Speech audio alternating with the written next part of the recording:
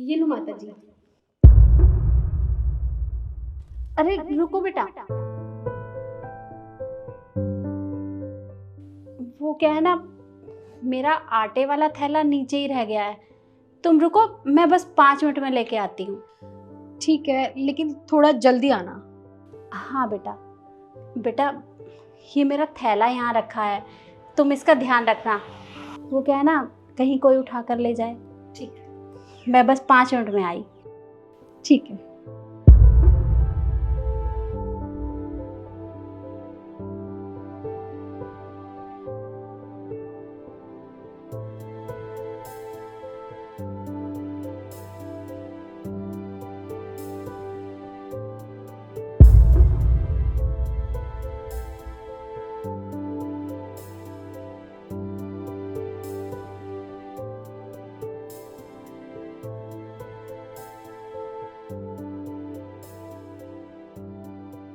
कुछ पैसों का इंतजाम हुआ?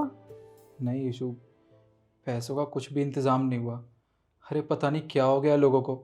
जब उनका बुरा वक्त चल रहा था तब मैंने उनकी मदद की थी, और आज जब मेरा बुरा वक्त चल रहा है तो कोई मेरी मदद करने को आगे नहीं आ रहा। और मेरा बेटा वहाँ हॉस्पिटल में ज़िंदगी और मौत के बीच जंग लड़ रहा है, और उसका बाप उसके लिए कुछ भी नहीं कर पा रहा। मुझे समझ नहीं आ रहा मैं आखिर करूँ तो करूँ क्या। आप परेशान मत होइए। पर तुम ये हाथ में आटा लेके क्यों खड़ी हो? आप पहले अंदर आ जाओ, मैं बताती हूँ।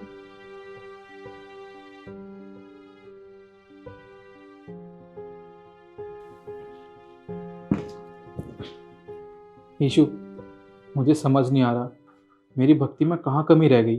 अरे मैं माता रानी को इतना मानता हूँ, उनके सारे मंदिरों में दर्शन करने गया, और आज वही मेरे साथ इतनी बड़ी नाइंसाफ़ी कर रही है।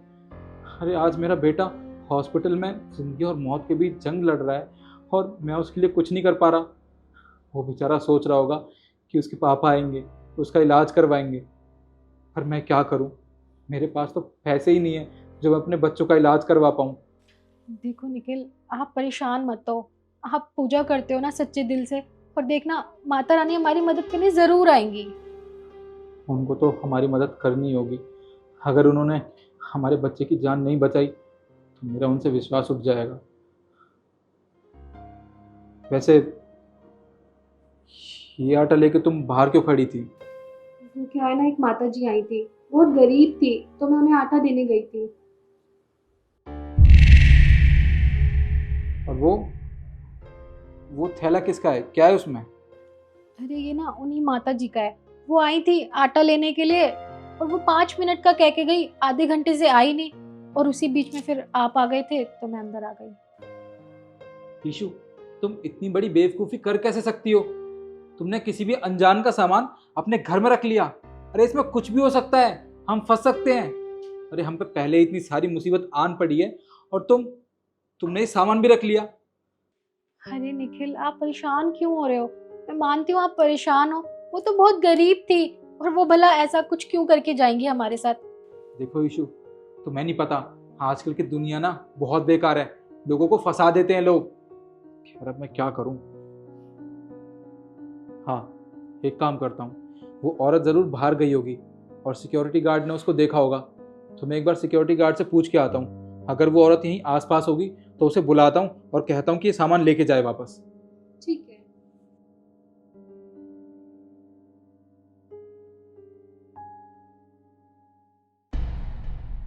ईशु, ईशु बाहर आओ। क्या हुआ निखिल, सब ठीक तो है ना? अरे कुछ भी ठीक नहीं है यार।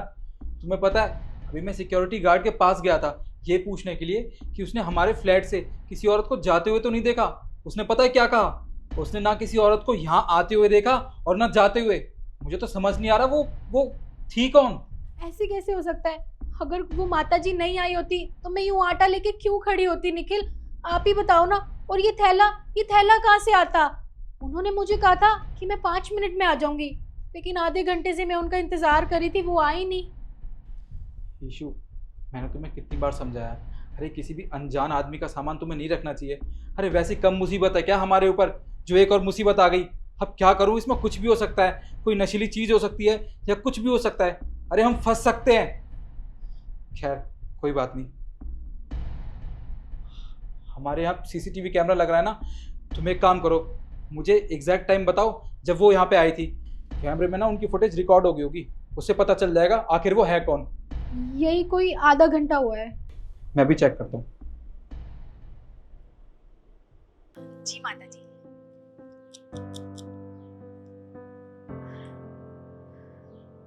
ठीक है, पर थोड़ा जल्दी आ जाना।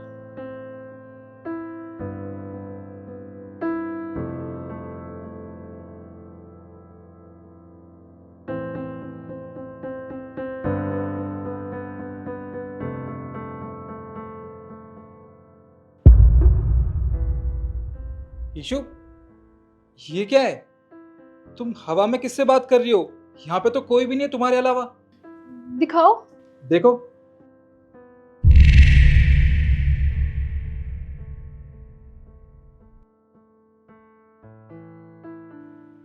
पर ऐसे कैसे हो सकता है?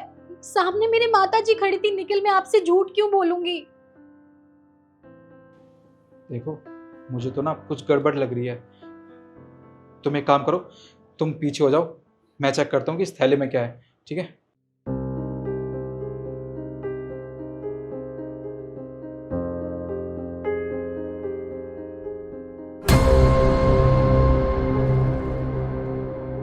ईशु, इसमें तो पैसे हैं।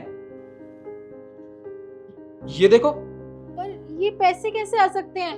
वो माता जी तो बहुत गरीब थी और वो तो खुद मुझसे आटा लेने आई थी। उनके पास इतने सारे पैसे कहाँ से आएंगे? मुझे भी ये बात समझ नहीं आ रही कि आखिरकार कोई भी आदमी इतने सारे पैसे किसी को क्यों दे के जाएगा। और वो तो सीसीटीवी में भी रिकॉर्ड नहीं हुआ।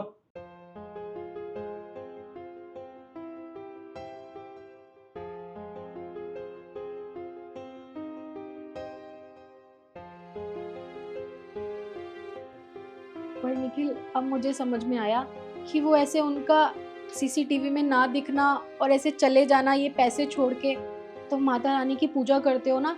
देखो, आज वो खुद उन माता जी के रूप में हमारे घर चल के आई और हमारी इतनी बड़ी मदद कर दी उन्होंने।